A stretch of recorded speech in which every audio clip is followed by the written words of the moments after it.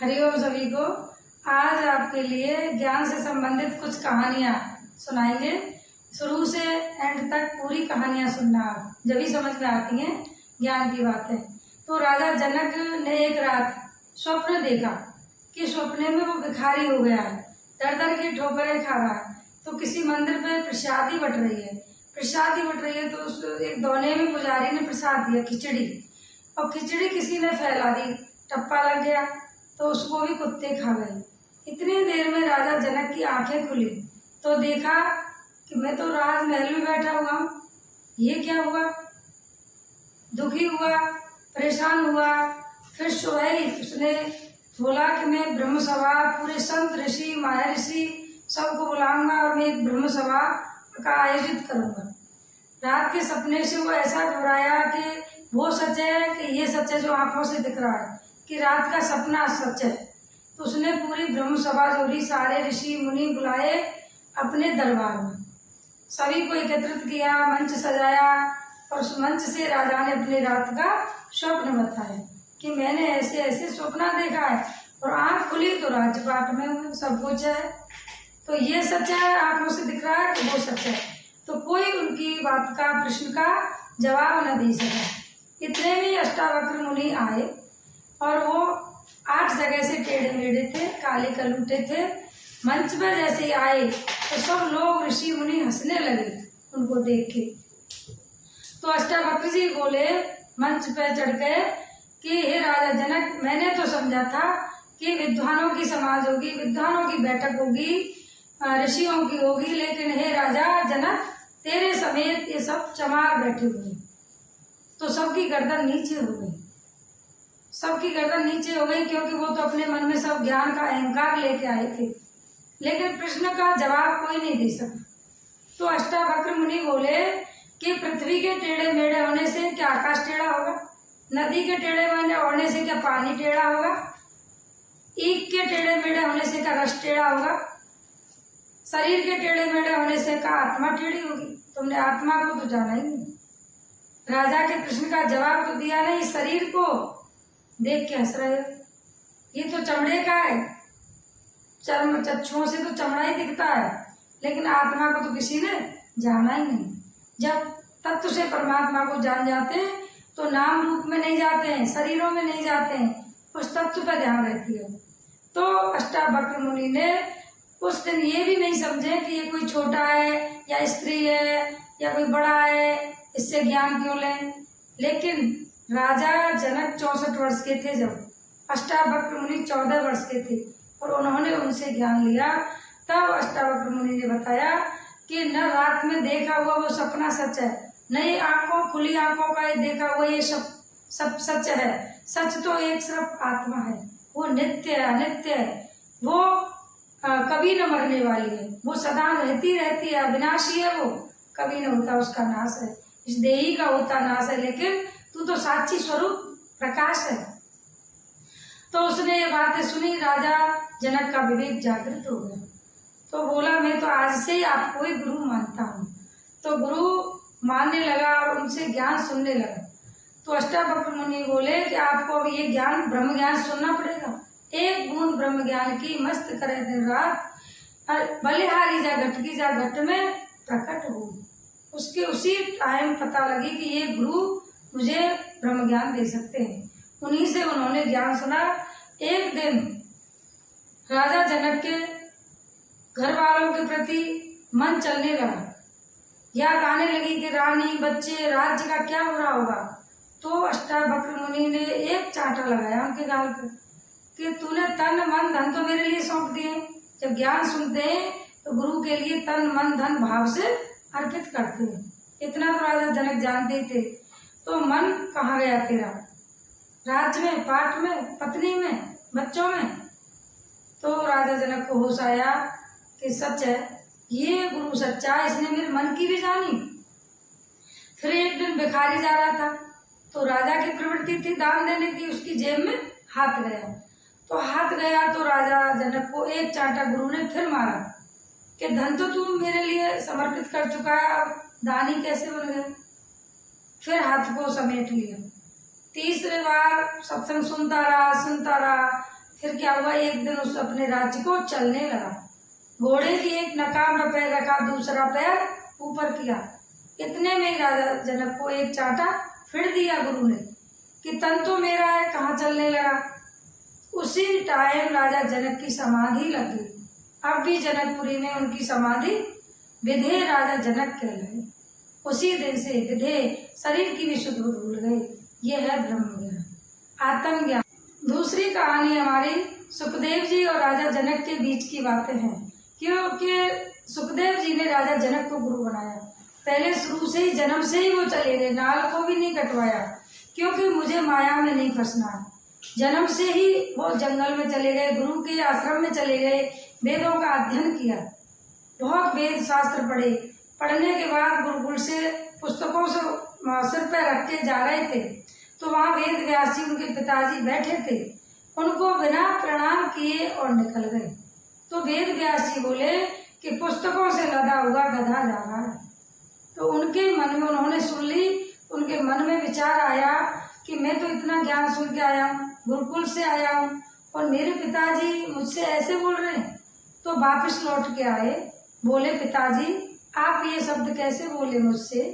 तो पिताजी बोले वेद व्यास जी कि हाँ, पुस्तकों से लदा हुआ गधा ही तो है, ज्ञान तेरे जीवन में तो उतरा ही नहीं।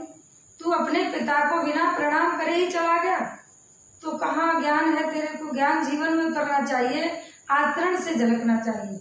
तो बोले और ज्ञान क्या होता है कि जाओ राजा जनक से पूछो, राजा जनक तुम्हें बताएगा कि ज्ञान क्या चीज होती है। नम्रता, शीलता, झुकना, मुड़ना, मैत्री, ये तेरा अंदर से गुण तो प्रकट ही नहीं हुए। तो उसी टाइम सुखदेव जी राजा जनक की नगरी में गए और वहां जाके उन्होंने 7 दिन तक गेट पर ही खड़े रहे, इंतजार करते रहे। इतना तो धीरज था उनके अंदर, क्योंकि उन्होंने ज्ञान पढ़ा था, सुना था। 7 दिन के बाद उन्होंने अंदर लिया, उनके लिए 56 प्रकार के भोजन भी दिए।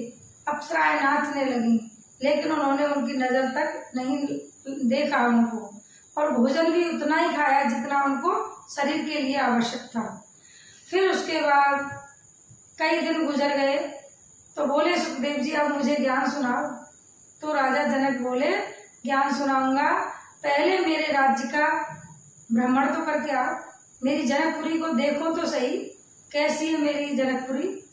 तो उसके सिर पर एक तेल का कटोरा भर के रख दिया, पीछे नंगी तलवार लेके 2 व्यक्तियों को खड़ा कर दिया, बोला जाओ मेरे नगर का भ्रमण करके आओ।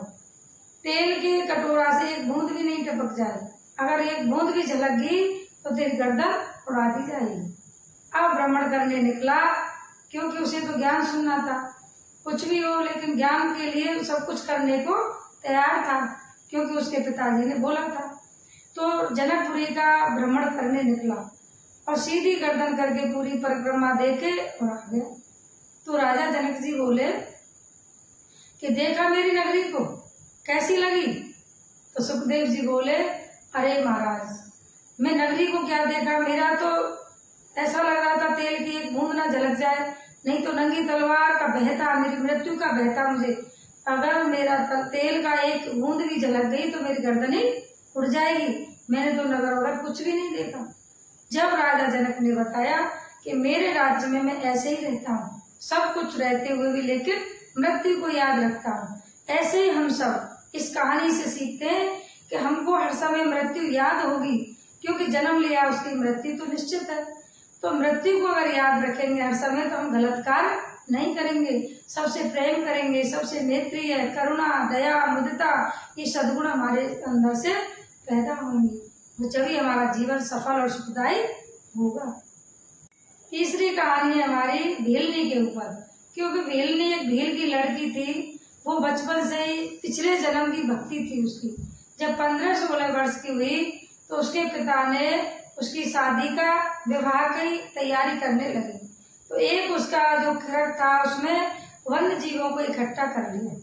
प्रातः काल जब उठी तो गई देखने कि इतने सारे ये वन्य जीव क्यों इकट्ठे किए हैं, बकरा, बकरी, सियार, कितने कितने वन्य जीवों को उसने, उसके पिता ने इकट्ठा किया था।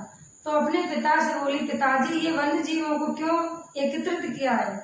तो उनके पिता भील बोले कि देखो बेटी, तुम्हारा विवाह है फलानी तारीख का, इसलिए इन वन्य जीवों को काट के उनके लिए भोजन की तैयारी होगी। तो उसने उसी टाइम संकल्प लिया कि मेरी शादी के लिए इतने वन्य जीवों का कत्ल हो, मैं ये स्वीकार नहीं करती। ऐसी शादी मुझे नहीं करनी जो इतने जीवों की हिंसा हो, मैं नहीं चाहती। मुझे तो परमात्मा प्राप्ति करनी है, मेरा ये उद्देश्य नहीं है। उसी रात को निकल गई घर से जंगल में। जंगल में जब जवान बेटी निकल गई तो उनके घर वाले भी पीछे पीछे जाने लगे। जब पीछे जाने लगे तो एक मरे ऊंट का खलका था, उसके अंदर छुप गई, क्योंकि अगर जंगल में खुले में घूमूंगी तो सब घर परिवार वाले, चाचा ताऊ पकड़ ले जाएंगे। मरे ऊंट के खलका में बैठ गई।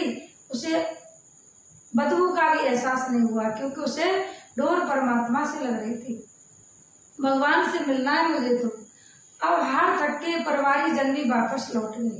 अब जंगल में नदी के किनारे गई, वहाँ आश्रम थे ऋषियों के, मुनियों के, लेकिन सबके पास गई, किसी ने दीक्षा भी नहीं दी, किसी ने अपनी शिष्या भी नहीं बनाया उसको, क्योंकि वो भील की लड़की थी, पहले जातिवादी थी बहुत, किसी ने अपनाया नहीं।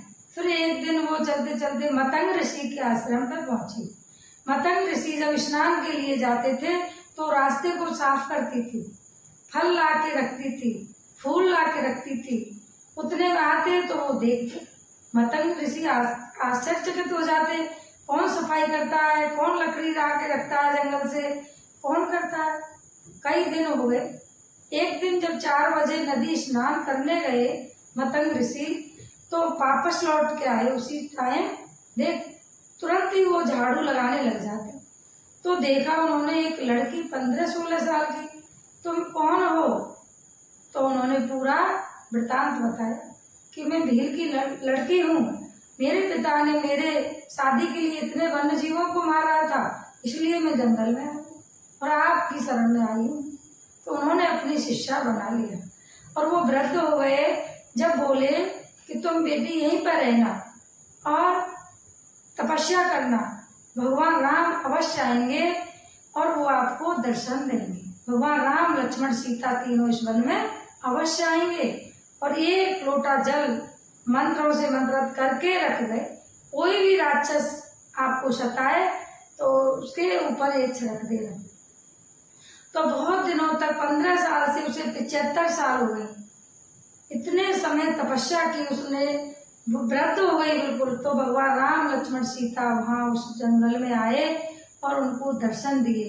रोज सबरी इंतजार करती थी, इंतजार करते करते उसका नाम सबरी रखा गया। पहले तो भील की एक बिलिनी था, लेकिन प्रतीक्षा करते करते, सब्र करते करते उसका नाम सबरी रखा गया। और भगवान राम ने उनको नवदा भक्ति का ज्ञान दिया और उसी दिन उनके चरणों में समर्पित हो गई, एक ज्योति के रूप में समा गई। तभी गुरु कहता है कि तुम्हें भी अपने अंतःकरण रूपी इस झोपड़िया को साफ करोगे तो राम अंदर से ही प्रकट होगा। तुम्हारे अंदर भाग, त्याग, लक्षण, आत्मा के लक्षण प्रकट होंगे, सत्य प्रकट होगा। चौथी कहानी है हमारी कि भगवान ठूस ठूस के खिलाता है। एक व्यक्ति ज्ञान सुन रहा था गुरु का, तो गुरु ने बोला भगवान हमको ठूस ठूस कर खिलाता है, लेकिन व्यक्ति भगवान की भी परीक्षा लेने लग जाते हैं। तो एक दिन वो जंगल में चला गया कि मैं नहीं कमाऊं तो कैसे देखूं भगवान कैसे खिलाता है ठूस ठूस के। तो एक वृक्ष पर जाके बैठ गया जंगल में, सुबह से शाम तक मैं कुछ नहीं करूंगा तो देखता हूँ भगवान मुझे कैसे खिलाए। तो उस दिन था पूर्णमासी का दिन, पेड़ पर चढ़ गया, पीपल का पेड़ था। पीपल पूजा करने के लिए गांव की स्त्रियां आई, खीर, पूरी, पुआ, पकवान, मिठाई वगैरह वहां रख गए। अब दोपहर हुआ, भूख भी लगी थे और उसका खुशबू भी आने लगी भोजन से, खाने की इच्छा भी हुई, लेकिन फिर मन को मार लिया, नहीं मुझे नहीं खाना, देखूं तो सही भगवान कैसे खिलाता है मुझे ठूस ठूस के। अब दोपहर भी निकल गया, शाम हो गई। शाम को जब 4 चोर आए, सामान चोरी करके लाए, तो उन्होंने देखा भूख भी लग रही थी बहुत तेज। उन्होंने देखा खीर, पूरी, पकवान, इतने सामान रखे, हमें भूख भी लग रही। फिर उनके मन में ख्याल आया, देखें कहीं कोई भूत फूत तो नहीं रख गया।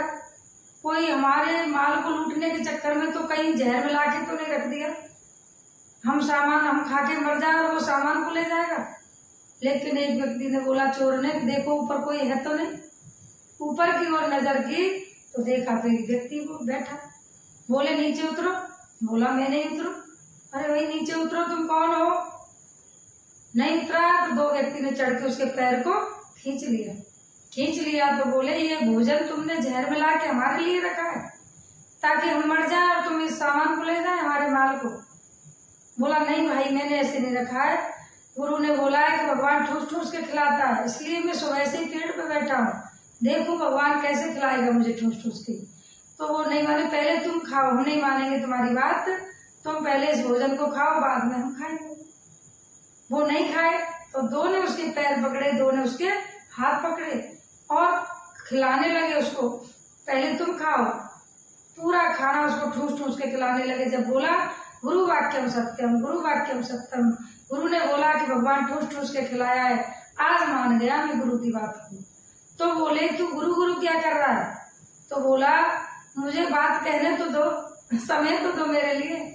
उसने बोला देखो मेरे गुरु ने आज सत्संग में बताया था कि भगवान ठूस ठूस के खिलाता है, इसलिए मैं जंगल में आ गया कि मैं नहीं कमाऊं तो कैसे भगवान खिलाता। आज मैं समझ गया कि ठूस ठूस के खिलाता है। तो चारों चोर बोले कि जब भगवान ठूस ठूस के खिलाता है तो हम चोरी क्यों करते? हमें चोरी नहीं करनी और आज से ही हम तेरे गुरु के पास चलेंगे। चलो बताओ कहाँ पे तुम्हारा गुरु? तो ब्रह्म ज्ञानी गुरु जब संत जीवन में आता है तो हमारे बुरे कर्मों से भी बचाता है। चारों चोर उसी दिन से सत्संग से जुड़ गए। जब भगवान हमको ठूस ठूस से खिलाता है तो हमें चोरी करने की क्या जरूरत है?